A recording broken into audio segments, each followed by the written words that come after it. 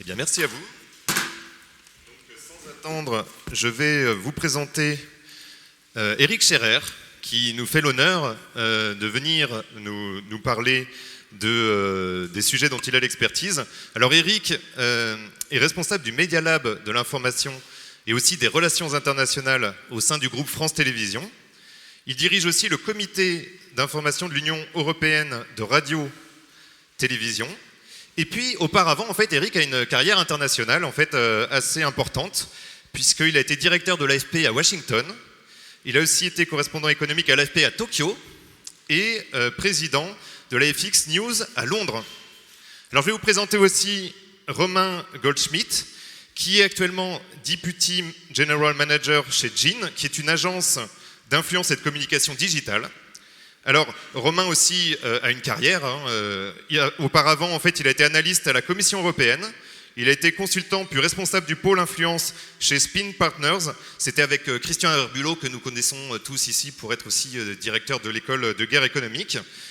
Donc c'était une agence de relations publiques. Et puis il a été directeur conseil influence et e-reputation chez Bolero. Alors, il a fait des études de droit et il travaillait aussi à l'école de guerre économique. Et il a publié notamment, il a participé à publier le manuel d'intelligence économique aux éditions Presse universitaire de France. Alors, comme le temps avance et pour pas non plus vous lasser, je vous propose tout de suite de demander à Éric quel est le message, en fait, principal, sa conviction, qu'il est venu nous apporter ici. Non, vous m'entendez? Oui, ça marche. Merci. Alors, pas de message, non, juste partager quelques convictions fortes en matière d'IA générative. Moi, je me place du côté de l'information, de la rédaction de France Télévisions et aussi des autres audiovisuels publics européens face à quelque chose qui arrive là depuis 6 mois et qu'on a vu débarquer assez brutalement, mais comme vous également, j'imagine. La première conviction forte que nous avons et que vous devez partager, mais c'est peut-être des rappels pour vous, c'est qu'il y a avant et après GPT. Avant et après GPT, parce qu'avant c'était effectivement de l'IA prédictive et que nous sommes aujourd'hui face à une IA, donc des machines qui sont en train de produire, de générer, de créer des contenus qui nous concernent nous, puisque ce sont des textes, des images, des photos, des vidéos artificielles, synthétiques, et que moi, a priori, je suis plutôt dans la fabrication,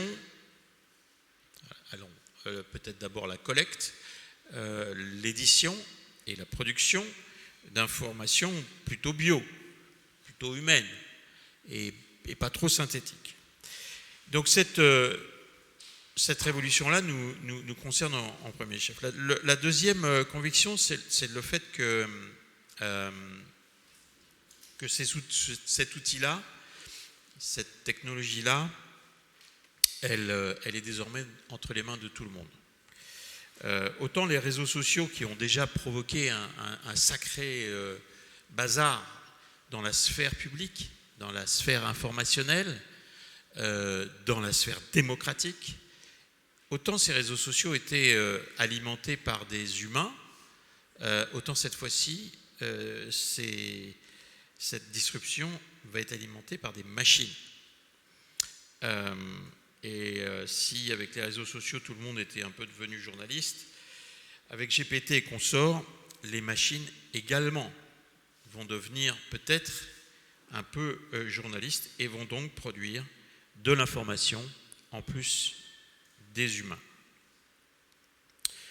Troisième conviction, et j'en ai que 5, mais pour l'instant c'est celle qui nous guide depuis ces quelques mois de veille quotidienne, puisque chaque matin quand on se réveille, on regarde ce qu'ont fait les États-Unis. On ne sait pas trop ce qui se passe en Chine, mais c'est des États-Unis que nous viennent les créations de nouvelles applications ou de nouvelles applications littéralement de cette technologie.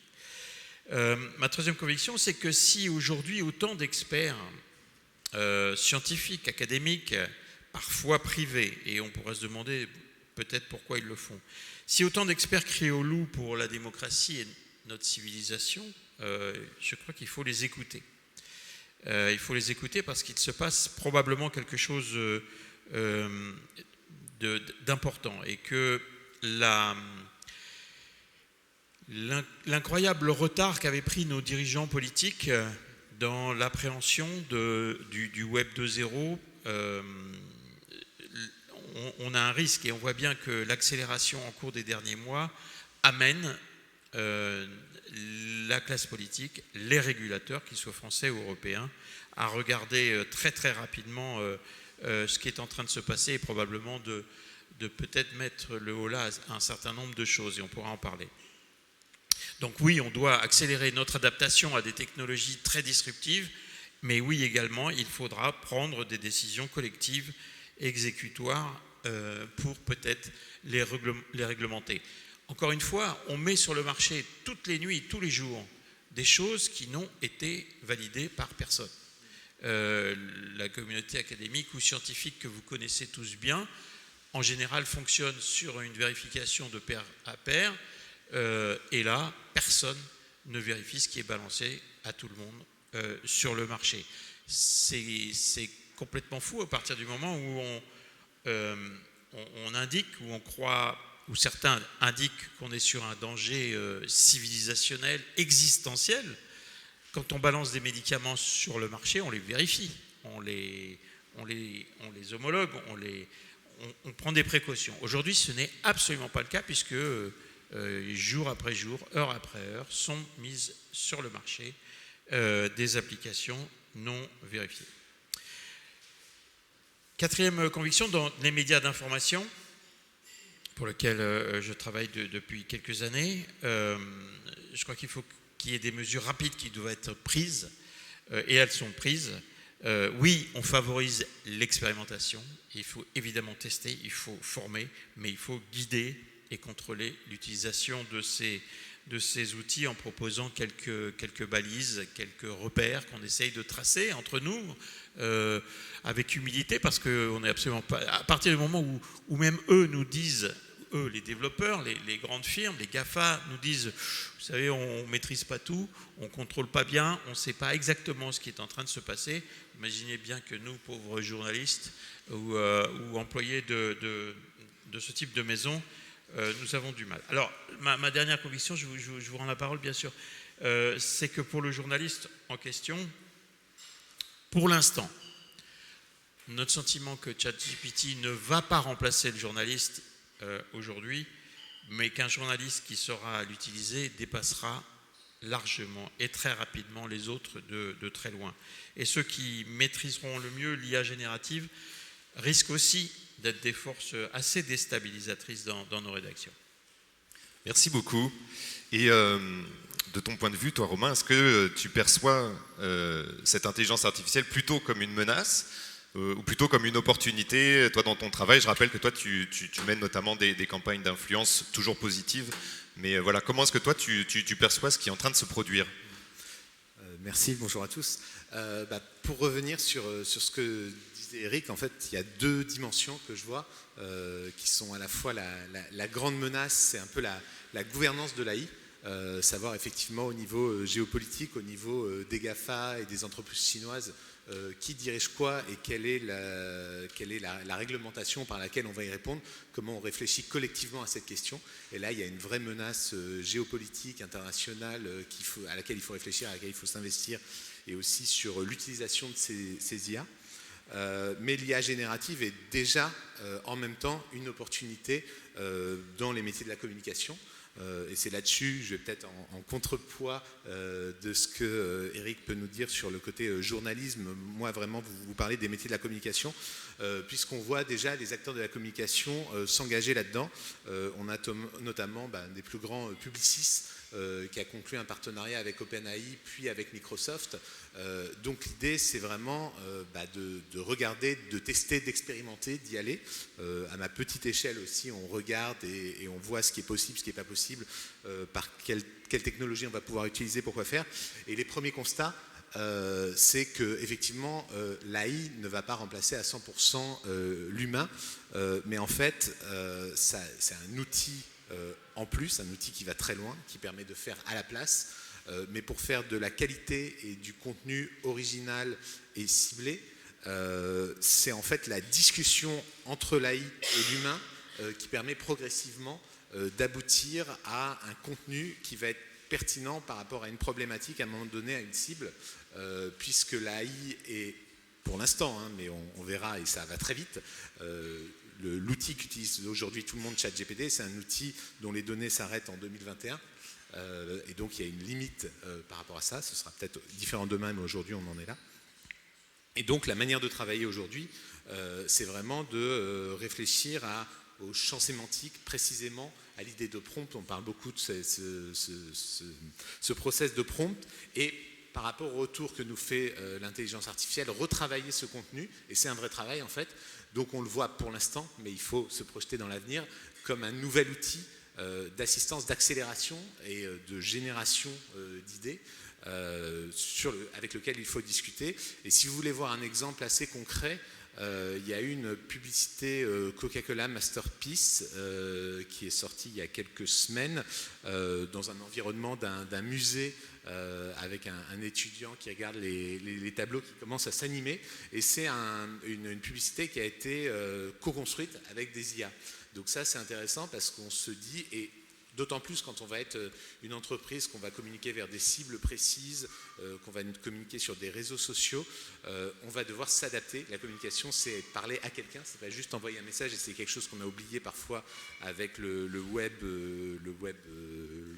d'origine, le web du texte, où on génère du contenu. Et là, il faut s'adapter, et on a une chance de pouvoir créer des contenus plus rapidement, de manière assistée.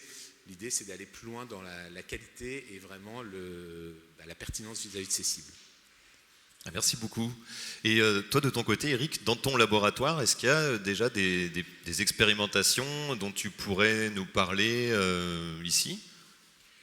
Alors, pas seulement des expérimentations. On a mis en place un certain nombre de choses ces dernières années, avant l'arrivée de GPT, qui concernent le speech to text, qui concerne la recommandation, la traduction automatique.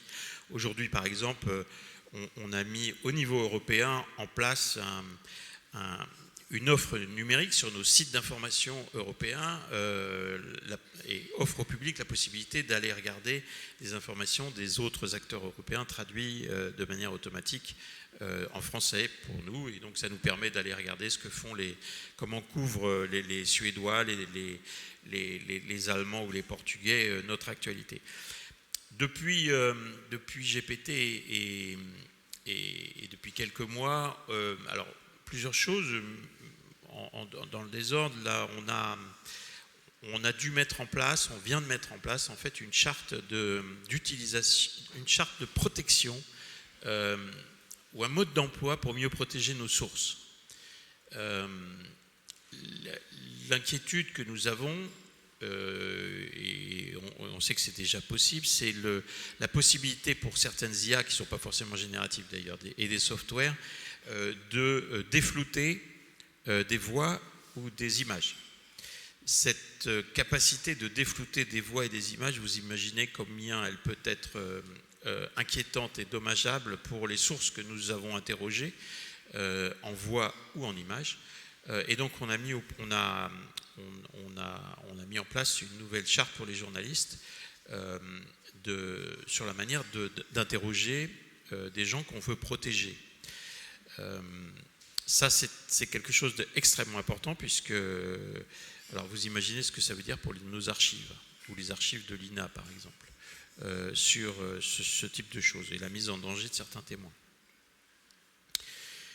Deuxième sujet, on travaille, là c'est du work in progress, mais on regarde si il serait possible, et il est possible, de mettre un plugin à la GPT, mais ça peut être autre chose, autour de contenus d'informations vérifiés. En d'autres termes, de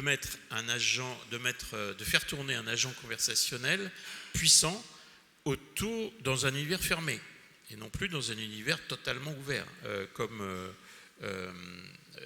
comme l'est aujourd'hui le GPT. Donc, un peu plus de la sécurisation autour d'informations vérifiantes, et donc de pouvoir permettre à l'audience, au public, d'utiliser cette... c'est pas en ligne, c'est pas fait, mais en tout cas on fait tourner des choses intéressantes, de pouvoir permettre aux citoyens pour le coup d'être en confiance et de savoir que les requêtes qu'il va faire vont arriver dans un univers fermé d'informations professionnelles et vérifiées.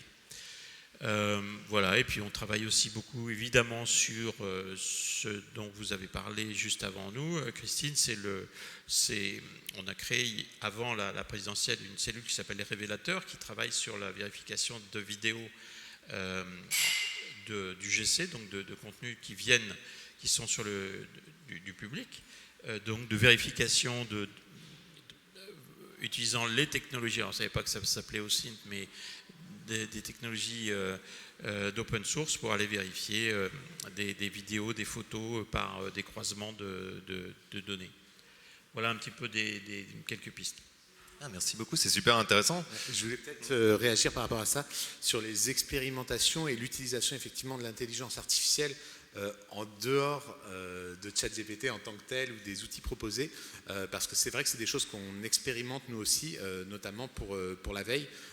Nous on travaille pas mal sur de la veille d'opinion et sur la qualification, en fait, qui est un travail qu'on fait manuellement, qui est un travail un peu fastidieux. On a des chargés de veille qui passent la journée à qualifier des échantillonnages de réseaux sociaux précisément parce que c'est vrai que quand on travaille avec les outils de veille, on a positif, négatif, et nous notre enjeu c'est de pouvoir qualifier plus finement, c'est des choses qu'on fait, et on va avec nos outils propres développer des outils d'échantillonnage et de qualification en donnant des définitions de tonalité fine, c'est-à-dire pas juste positif, négatif, mais ironie, sarcasme, etc.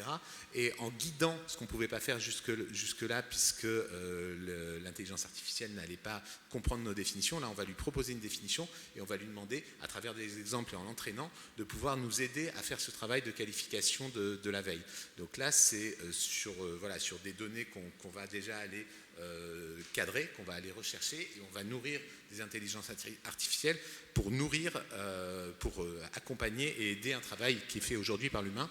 Et là l'idée c'est on teste ça, on fait du test and learn, donc on regarde comment ça se passe, si ça fonctionne, en regard on fait le travail qu'on fait déjà qui est 100% humain, et ça c'est intéressant de voir est-ce que c'est fiable, est-ce que c'est pas fiable, et donc ça c'est des pistes à creuser. Et ça veut dire que vous allez vous-même entraîner finalement l'intelligence artificielle à faire de l'analyse du sentiment.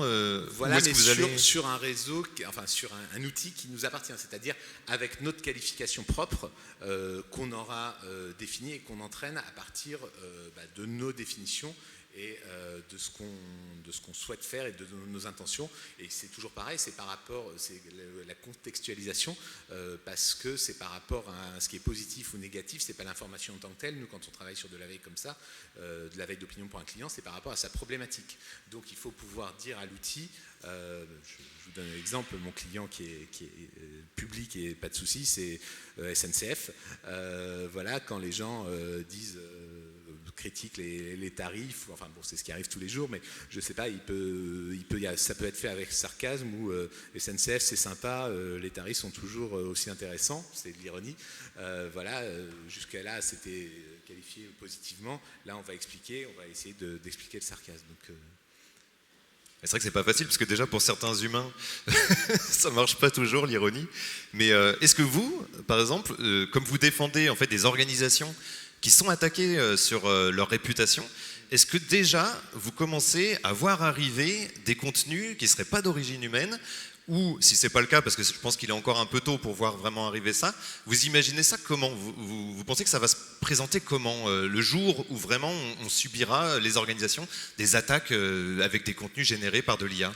Alors, j'ai pas d'exemple précis à vous donner, mais je pense que ça existe déjà, puisque les outils qu'on voit sortir et ce qu'on a vu se diffuser dans les réseaux sociaux les derniers jours, les dernières semaines, c'est les outils de recréation de voix à partir d'images. Sur un visage connu, on va faire parler un visage. Il y a une vidéo qui a circulé sur les réseaux sociaux de l'actrice anglaise Emma Watson qui lisait Mein Kampf.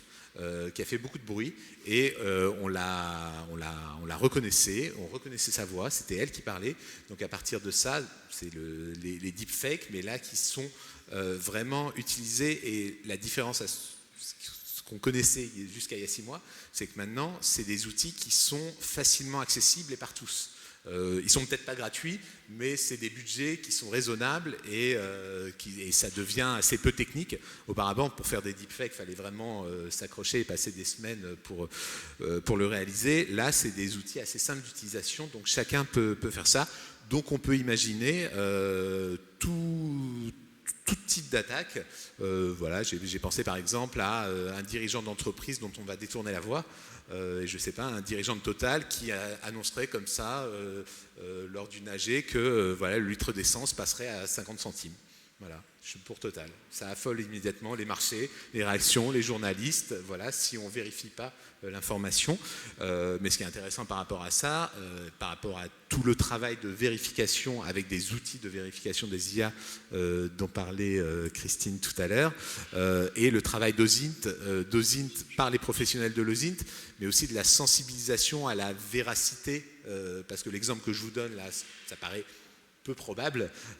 Donc là, il faut quand même assez rapidement creuser les informations, poser des questions, et ça, c'est le travail premier des journalistes, mais c'est un travail qu'on doit tous faire, en fait, au-delà des journalistes, vérifier la véracité, la crédibilité d'une information, et on doit tous se former à ça, parce que probablement, on sera dans un mix des deux d'ici quelques mois, et il n'y aura plus rien de complètement véritable, plus rien de complètement faux, et on va rentrer peut-être dans un hybride des informations, et donc il faudra se poser des questions en permanence. Oui, ce qu'il vient de dire nous permet de fermer la porte et de partir en courant, parce que c'est exactement l'énorme risque qui est devant nous, c'est de plus rien ne peut être crédible. Plus rien ne peut être crédible aujourd'hui ou demain, disons, ou après-demain matin, en ligne. C'est absolument vertigineux. Vous l'avez évoqué, énorme enjeu de formation et d'IA littératie.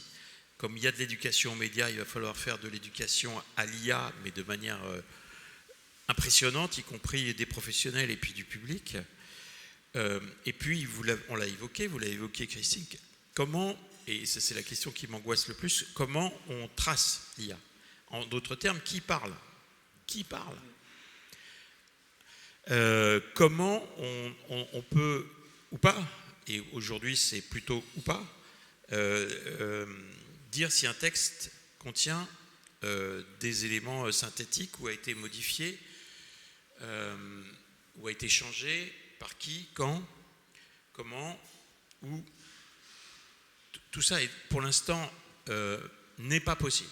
Et quand on interroge les grands acteurs, les GAFA en l'occurrence, Google nous répond on va faire du watermarking, donc ayez confiance.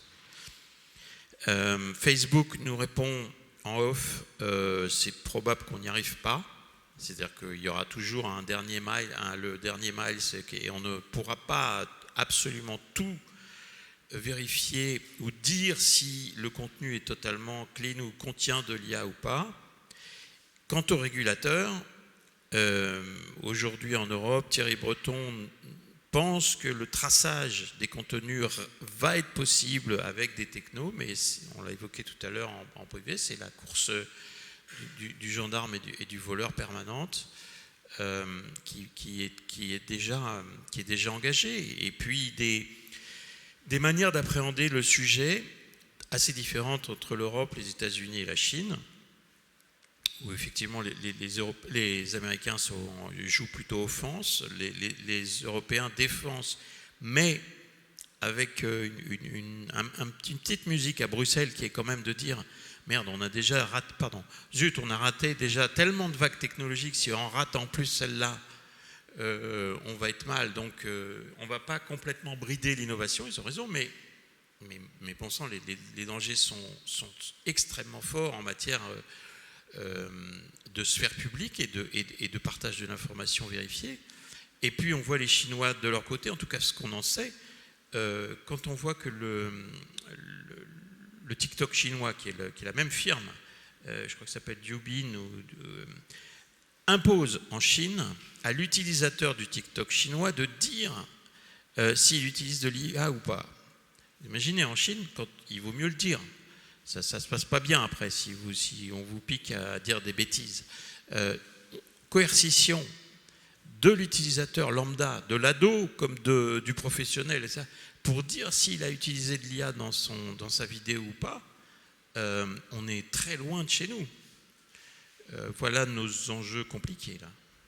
Et d'ailleurs, à France Télévisions, est-ce que les auteurs de contenus qui ont une propriété intellectuelle sont aussi inquiets en se disant peut-être que vous allez moins faire appel à eux parce que vous allez pouvoir générer des sons, des images. Ils ne sont pas inquiets ? Tout le monde est. Enfin, je pense qu'il faut être assez inquiet là, en ce moment. Pour l'instant, dans les maisons, en tout cas d'audiovisuel public, dans les médias d'information d'audiovisuel public, il y a une séparation très nette. Oui, on regarde, on teste et sous contrôle, et non, on ne produit pas de contenu vidéo, texte, photo qui contient de l'IA. Pour l'instant, c'est très clair. C'est la BBC, c'est la stratégie, c'est le guide pratique de la BBC, c'est celui des autres médias publics. Pour le privé, c'est moins simple, et de toute façon ça ne sera jamais simple, mais puisqu'on voit que par exemple en France les Échos ont choisi sous couvert de la publication d'une charte intéressante évidemment, mais nous annoncent en même temps qu'ils vont produire des contenus avec de l'IA dedans, donc c'est clair. Le Financial Times en Angleterre fait le contraire et dit publiquement à ses lecteurs: nous n'utiliserons pas d'IA dans notre collecte, dans notre édition et dans notre publication de contenu. Donc on est déjà sur des choses différentes. En même temps, quand une grande agence de presse, Reuters, nous indique qu'elle utilisera de l'IA dans ses contenus, ça veut dire que tous les médias abonnés qui utiliseront des dépêches ou des contenus Reuters en auront dedans. Voilà, donc ce dont je parlais tout à l'heure avec Christine en privé, c'est le rêve, je ne sais pas si on y arrivera un jour, c'est d'avoir un Yuka de l'info, c'est-à-dire une petite machine, un logiciel, qui, comme dans une boîte de thon au supermarché, nous dise si cette info a été... est-ce qu'il y a de l'additif, est-ce qu'il y a du produit chimique, est-ce qu'il y a du colorant dedans ou pas. Et ça, pour l'instant, on ne sait pas faire, je crois. Je peux peut-être réagir à ça.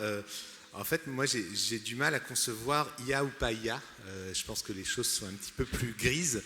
J'entends sur la publication et l'écriture en tant que telle, mais l'IA envahit, et on voit la courbe de progression d'utilisation de ChatGPT et Microsoft avec Bing qui l'a déjà intégré dans son moteur de recherche, Google qui va faire de même. En fait, on va tous l'utiliser, même si on a l'intention de ne pas l'écrire de l'IA, on va la consulter quand on va rechercher une information. Après, on va y accorder plus ou moins d'importance, comme on le fait aujourd'hui sur Wikipédia, sur des résultats Google, etc. Sachant que c'est un texte structuré. On est dans l'utilisation d'outils. C'est vrai que mon ancienneté, ou celle de Denis, nous permet de dire qu'il y a 25 ans ou il y a 20 ans, on nous disait, et les rédacteurs en chef de l'époque nous disaient: oh là là, Wikipédia, vous touchez pas. D'ailleurs, Wikipédia parle d'IA actuellement. Ouais. Wikipédia, vous touchez pas, c'était ce qu'on nous dit. Et évidemment, souvent on utilise cette image, mais un paysan à qui on donne un tracteur, évidemment qu'il va l'utiliser. Et le journaliste, évidemment qu'il va utiliser les outils qui sont à sa disposition pour augmenter son travail, et pour aller plus vite. Et ça a toujours été comme ça. Maintenant, faire générer des contenus d'information ou des contenus alors divertissement, ça va être c'est plus ouvert, mais sur l'information, c'est compliqué. Après, c'est plus un travail, je pense plus au travail amont de préparation et de documentation. Là, il va s'appuyer sur l'IA. Et toi, Romain, à ce propos, tu penses que les pouvoirs publics, ils ont un rôle à jouer par rapport à ça ? Qu'est-ce que... Bah oui, énorme, c'est ce qu'on disait tout à l'heure, parce qu'il y a un enjeu qui est avant tout géopolitique, justement, là, entre la Chine, la Russie, les États-Unis, qui contrôle l'IA, qui définit les programmes et quelles sont les intentions des pouvoirs publics derrière. On voit avec ce que nous expliquait tout à l'heure Christine avec la Russie, l'Ukraine, que c'est des conflits géoéconomiques, géopolitiques derrière, avec la manipulation de l'information. Donc ça, oui, il y a une attente très forte, parce que les témoignages que je vous donne avec quelques entreprises, c'est du bricolage avec ce qu'on a, mais derrière, on a des puissances et des acteurs qui se mettent en place avec des moyens très importants. Et là-dessus, oui, je voulais vous partager ce qu'on a déjà appris sur des acteurs, et notamment en Russie, ce qu'on a appris lors du conflit en Ukraine. Et puis il y a aussi une enquête qui avait été faite par Forbidden Story sur ce qu'ils avaient appelé les story killers, et sur des entreprises de désinformation, notamment une officine basée en Israël qui utilise en fait les réseaux sociaux de manière massive pour créer des vrais faux avatars pour faire des campagnes d'influence. Donc ça, c'est des choses qu'on a vues, qui ont été décryptées. Donc c'était création de profils crédibles dans le pays ciblé, avec l'âge ciblé, etc., de manière automatique. Et ça, c'était il y a quelques mois avant qu'on parle de ChatGPT. Et donc là où ça va plus loin aujourd'hui, c'est que ces vrais faux profils qui ont l'apparence d'être vrais, on va pouvoir leur faire produire de l'information de manière massive et en conversation avec les réactions qu'ils vont avoir sur les réseaux sociaux. Donc c'est vertigineux. Bien, merci beaucoup, merci Eric, merci Romain. Je ne sais pas si c'est une lueur d'espoir, mais... C'est à vous. Alors, je ne sais pas si on a le temps d'interroger un petit peu la salle. Est-ce que vous voulez que je fais circuler le micro? Ah ben voilà.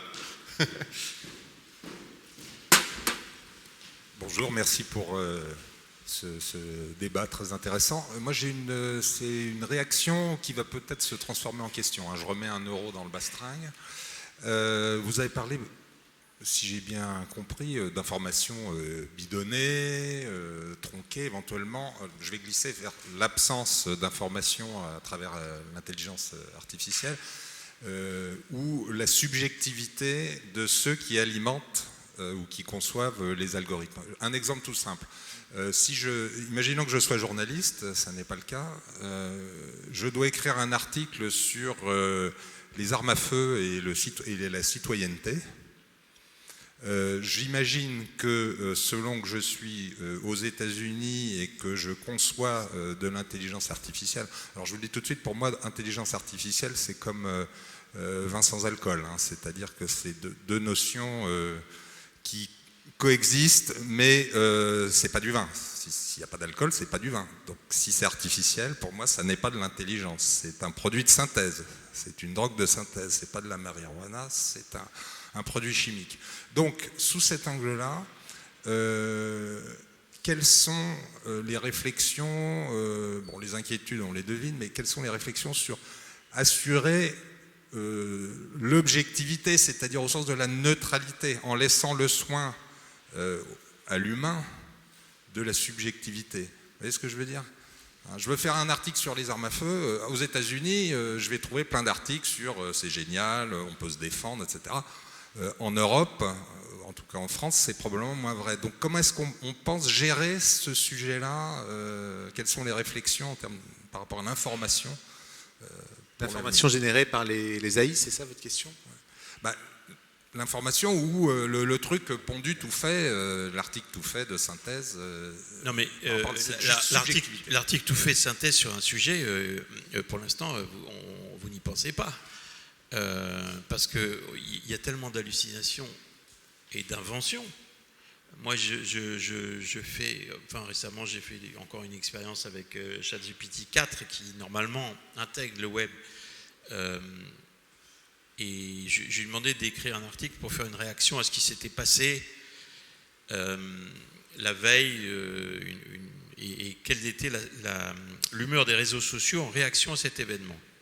Et donc, le truc m'écrit quelque chose d'assez équilibré, du pour, du contre, et puis me met à l'intérieur des tweets de réaction. J'ai été vérifier les tweets, ils étaient inventés, ils n'existaient pas. Littéralement. Ils n'existaient pas, ils n'ont jamais été tweetés. C'est donc le ChatGPT qui les a inventés pour illustrer son propos. On ne va pas donner les clés à ChatGPT tout de suite là.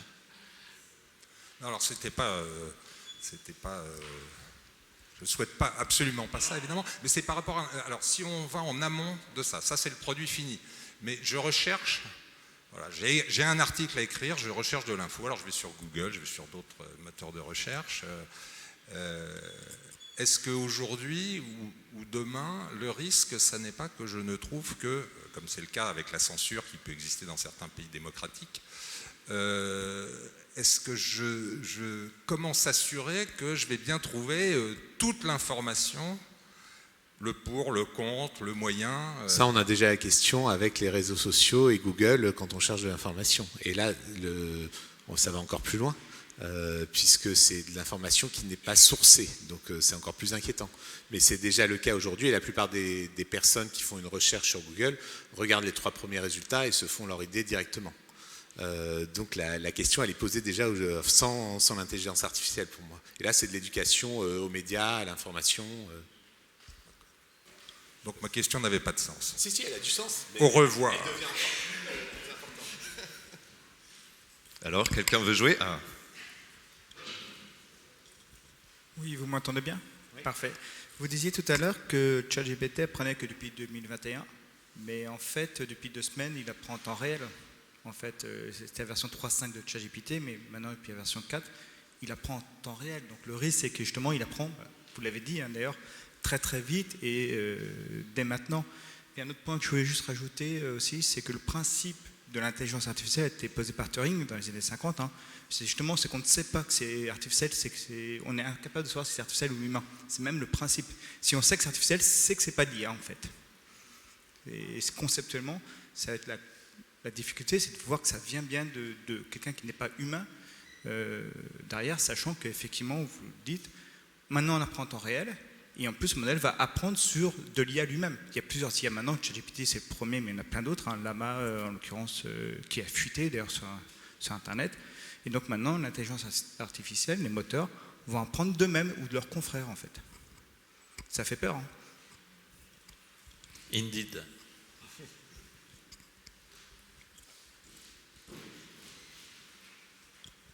Bonjour, moi, effectivement, j'aurais une question en lien avec...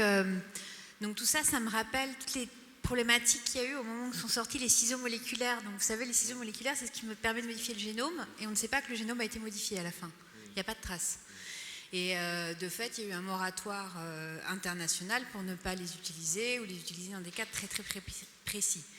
Et est-ce qu'on s'oriente vers des moratoires internationaux sur cette typologie-là, sur limiter effectivement l'IA à certains cadres, parce qu'à cause de ce risque, on ne puisse pas retracer la modification de l'info? Parce que, si on file la métaphore sur les ciseaux moléculaires, il n'y a aucun moyen de voir, on ne peut pas dire l'innovation sera de trouver un marqueur sur l'ADN pour voir si ça a été modifié. Non, ça c'est pas possible, l'ADN n'est pas modifié, point. Donc c'est par rapport à cette analogie et réflexion qui ont déjà été menées. Oui, c'est ce qu'on essayait de partager tout à l'heure sur le traçage. On n'a pas de moyen de tracer l'existence d'IA dans des contenus. Les cadres réglementaires qui sont en train d'être travaillés entre les États-Unis et l'Europe sont de forcer les plateformes à dire si c'est un humain ou un agent conversationnel qui parle. Au moins ça. Breton espère qu'il y ait comme une sorte de label disant indiquant qu'il y en a dedans, mais c'est un peu pieux pour l'instant, totalement pieux, et c'est pas sûr qu'ils acceptent, et c'est pas sûr qu'ils soient, qu'on les contraigne, etc. Donc c'est vraiment une grosse bataille en ce moment qui se joue là sur forcer les plateformes à identifier l'IA dans les contenus. Oui, une petite question, donc pas du tout pour relativiser l'ampleur de la révolution IA qui est absolument réelle, c'est évident, et qui va être, mais quand même le moment dans lequel on est très précisément, avec une dimension à l'évidence aussi un petit peu spéculative, puisqu'on a vu en fin de semaine dernière, par exemple, des premières annonces en bourse de groupes dans le petit domaine qu'est le nôtre, par exemple un groupe de textbook qui a perdu 50% de sa valeur en bourse suite à une annonce que effectivement l'OpenAI baissait le taux d'utilisation. Et dans la foulée, tous les groupes qui étaient engagés dans le secteur surcommuniquaient et mettre en avant de façon absolument déraisonnable l'IA. Un peu dans la veine des études qu'il y avait eu il y a quelques années où 50% des startups en Europe, ou je ne sais plus quel était le pourcentage exactement, qui annonçaient de l'IA, en fait, n'en avaient pas dans la boîte. Bon, ça s'est démocratisé, mais dans quelle mesure vous, avec le regard d'expertise que vous pouvez avoir, et pour ce qu'on peut dire maintenant, on est réellement dans le dur de cette révolution, ou on est dans l'anticipation avec une dimension financière qui est bien réelle dans beaucoup des groupes, et qui donne peut-être un phénomène d'amplification un petit peu fort de ça. Est-ce que vous pensez qu'il y a un phénomène d'amplification, ou vraiment pas du tout, et qu'on est peut-être même en retard de perception par rapport à l'ampleur de la révolution ? Je pense qu'il y a plusieurs aspects sur ce que vous dites. On est sur un phénomène informationnel qui est inédit et qui accélère les choses et qui pose énormément de questions. Donc on ouvre un boulevard d'incertitude. Après, vous abordez peut-être la question de valorisation financière et de bulles qu'il peut y avoir peut-être autour des valeurs de l'AI. Et là, c'est fort probable que les acteurs sont en train de se positionner. Et nous, on le voit en tant qu'acteur privé. Je vous donnais l'exemple de Publicis qui fait des partenariats avec Microsoft ou autres. On est pour l'instant un peu dans le tâtonnage. On ne sait pas quel acteur va sortir de ça, qui va dominer le marché, quelle est la réglementation qui va être en place. Donc on est un peu dans une friche là-dessus. Donc voilà. Donc, et possiblement une bulle, et on va voir que les espérances qui naissent aujourd'hui sont finalement pas à la hauteur de ce qu'on attendait. Enfin, on n'en sait rien, on ne sait pas de quoi sera fait. En tout cas, il y a un bouleversement de l'information et des métiers de l'information. Mais après, sur quel est l'acteur qui va remporter la mise financière, effectivement, on n'a pas les réponses. Ouais, difficile à dire de savoir où est-ce qu'on est dans la courbe de hype en ce moment. Ce qu'on sait, ce qu'on a vu et ce qui est un fait, c'est que la prise de pouvoir de ChatGPT s'est faite en 2 jours. Ça, c'est un fait. Donc ça veut dire que l'appétit et l'utilisation étaient absolument sidérantes. Ça, c'est la première chose. La deuxième chose, c'est que en ce moment, les demandes d'entreprises auprès de Microsoft ou auprès de OpenAI, auprès de sont gigantesques. Les demandes de cas d'usage, d'utilisation pour des gains de productivité par les grandes firmes sont quotidiennes, sont heure par heure.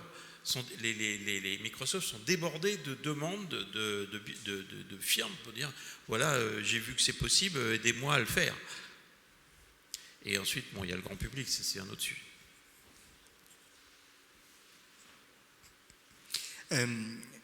Je voulais poser une question, mais dans l'autre sens, c'est-à-dire en réfléchissant comme producteur de contenu. En fait, il y a deux types de producteurs de contenu. Il y a ceux qui les mettent sur le web ouvert et ceux qui refusent de le mettre sur le web ouvert. C'est-à-dire qu'ils gardent une clé d'accès, un système d'identification plus ou moins évolué, peu importe. Qui fait que dans le premier cas, quand c'est ouvert, on perd tout contrôle, évidemment, et on alimente la bête qui elle-même génère autre chose, qui fait que on s'auto-asphyxie d'un certain côté, ou on s'auto-déforme, on devient mutant et on crée une espèce d'environnement de contenu qui ne nous appartient plus, dont on est à l'origine, mais qui devient la représentation que les autres se font de nous, et qui ne donne pas envie du tout, en fait, d'ouvrir ces contenus, ce qui pose le problème à ceux dont le métier, c'est d'ouvrir les contenus. Et je me demande quel doit être l'état d'esprit de ceux que leur contenu protégé, s'ils ne doivent pas justement éviter de les ouvrir, et si jamais ils ont eu la tentation de les ouvrir et ont commencé à les ouvrir, de vite les ramener à la maison. Compliqué, hein. Ça dépend des contenus. S'ils sont des contenus spécialisés à très haute valeur ajoutée, je crois que la réponse est assez simple. Quand c'est des contenus d'information de la sphère publique, c'est-à-dire un partage de la réalité entre les citoyens, c'est difficile d'être absent de la conversation. C'est difficile de choisir de opt-out en disant non, moi je ne veux pas que ces nouveaux requins avalent, ingestent mes contenus parce que je vais être absent des résultats finaux et de la future sphère publique, puisque ma vérité, ma manière de regarder le monde et de le comprendre ne fera plus partie de la sphère publique. Donc c'est vachement compliqué. Est-ce que on doit et on va probablement essayer on réfléchit déjà, on commence à voir ensemble, est-ce que ça fait sens de s'allier entre professionnels sérieux pour partager ensemble, vendre ensemble très cher à ces machines, ne pas renouveler les erreurs qu'on a faites avec Google News, etc. Tout ça sont des énormes questions. Oui. Merci Denis. Et peut-être en complément sur ouvert-fermé, moi ce que je vois aussi, c'est les idées de communauté de confiance. C'est-à-dire que des informations vont circuler, mais avec notamment l'OSINT, mais ça aussi c'est dans des cercles ouverts.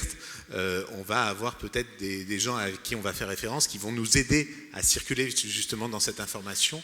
Et on va avoir besoin de guides et peut-être qu'il va y avoir des outils ou des communautés auxquelles on aura, où on se reconnaîtra ou pas.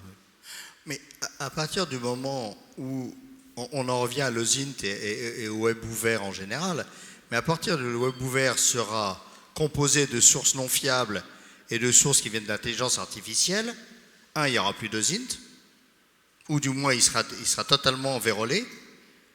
Et en revanche, les communautés qui sont créées autour de contenus de qualité et qui sont restées fermées, elles disposeront d'une information de meilleure qualité et vérifiée, et on en arrivera à la fin, si je puis dire, du web ouvert ou du web tel qu'on l'a connu, c'est-à-dire le web gratuit pour tous, dans lequel le meilleur côtoie le pire et plutôt le pire que le meilleur, et la part du meilleur, et vu la capacité de produire de l'humain par rapport à la capacité de produire de la machine, l'humain a déjà perdu, c'est même pas la peine. Donc ça veut dire que cet OSINT va mourir, va se nécroser intellectuellement, forcément.